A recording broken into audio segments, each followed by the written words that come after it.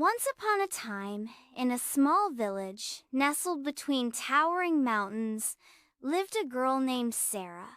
She was unlike the other children. While they played by the river, climbed trees, and chased butterflies, Sarah would sit alone on the tallest hill, her long brown hair dancing in the breeze. Her mother often called for her, her voice carrying up the slopes. But Sarah never moved until the wind whispered its last word to her. The villagers thought she was strange. "Why does she sit there all day?" they murmured. "She listens to the wind," her mother would say with a sigh. The wind had been her friend since she was a baby. It would play with her curls when she lay in her cradle. It would whistle through the trees when she walked. And sometimes it would whisper secrets from faraway lands. Sarah never feared the wind. It was her companion, her guide, and her teacher. One autumn evening, as the golden sun dipped below the horizon, the wind blew stronger than ever before. It howled through the valley, rustling leaves and shaking branches, carrying with it an urgent message. Sarah closed her eyes and listened. "A great storm is coming," the wind warned. "Rain will fall in endless sheets, and the river will rise until it swallows the land. If your people do not leave, the village will be lost." Sarah's heart pounded. She had to warn everyone.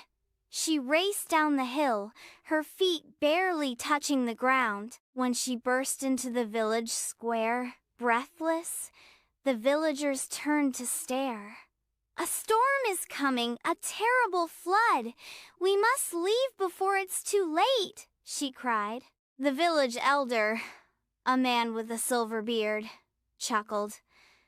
"Sarah, my child, there is no storm in sight. The sky is clear, the river is calm. You have been listening to the wind too much." "But the wind never lies. It told me the storm will come soon." The villagers laughed and shook their heads. "The wind speaks to no one, child. Go home and rest." Sarah clenched her fists. They didn't believe her. But she had no time to argue. If they would not listen, she would have to find another way. She ran back to the hilltop and called upon the wind. "Please, help me save my village." The wind swirled around her, lifting her hair, rustling the trees, and stirring the lake's surface. "I will carry your warning far and wide," it promised. "Let all who listen hear it." That night, the wind worked its magic. It rustled through the trees, sending flocks of birds soaring into the sky. It swept through the fields, making the horses restless and the cattle uneasy. Even the village dogs whimpered, sensing something unseen. By morning, the animals were fleeing. Birds vanished from the sky, rabbits and foxes scurried toward the hills, and the river fish leapt in distress. The villagers watched in awe. "Something is wrong," they murmured. Then, dark clouds gathered. Thunder rumbled in the distance, and the wind grew stronger. The village elder stroked his beard, his eyes filled with worry. "Perhaps Sarah was right," he admitted.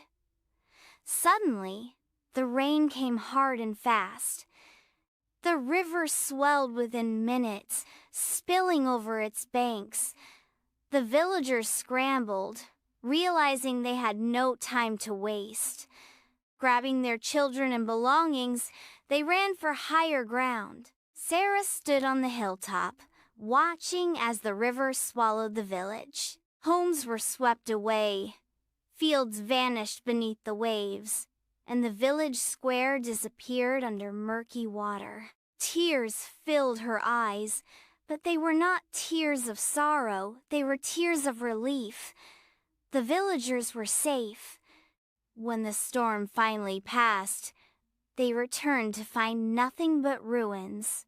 The village they had known was gone, but their lives had been spared, all because one girl had listened when no one else did. From that day on, the villagers never doubted Sarah again. They built wind chimes around their new homes, listening carefully whenever the wind whispered. Sarah became known as the Wind Listener. People from distant villages came to hear her speak, hoping to learn the secrets the wind shared. Some came with questions about the future, others with hopes of finding lost loved ones. The wind, ever her friend, carried whispers from far and wide, helping those who chose to listen. One day, a great king from a distant kingdom arrived. His land had been suffering from drought for years.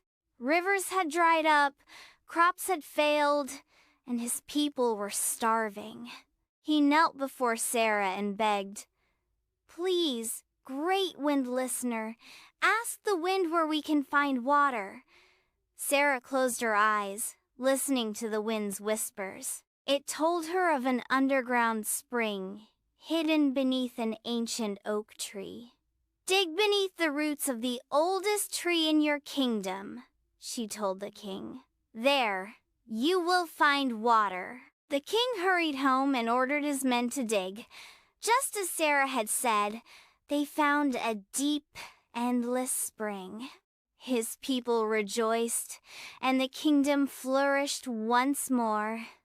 In gratitude, the king planted a vast garden in honor of Sarah, the girl who spoke to the wind. The garden was filled with trees that whispered in the breeze and flowers that swayed as if speaking secrets, ensuring that the wind's voice was never forgotten. Her legend spread across the land, and though many doubted at first, those who listened learned that the quietest voices often carried the most important truths. And Sarah? She continued to listen because the wind always had more stories to tell. And that was the end of story. Please don't forget to like and subscribe. See you later. Bye-bye.